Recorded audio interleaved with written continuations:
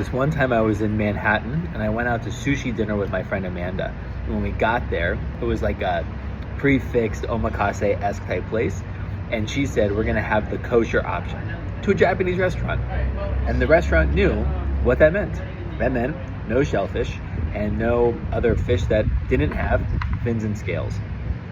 First of all, fascinating that the Japanese restaurant knew what that version of keeping kosher was.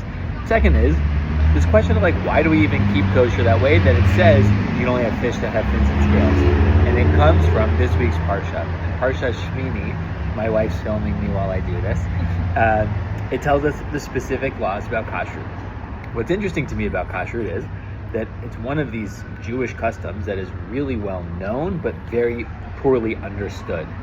And it's one of the things that we just sort of do because that's what Jews do. And I think that there's a very powerful message in not just following Jewish law, but also parenting, that we build trust with the people who we're in charge of and that we care for, that over time, at a certain point, not everything requires a lengthy explanation or a satisfactory response, but because I said so can actually be a decent parenting response.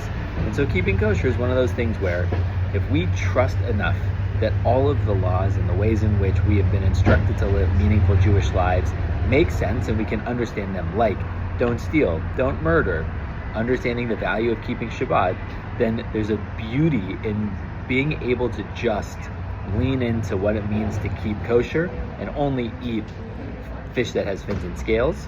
And so in that case, Shabbat Shalom and B'tei Avon.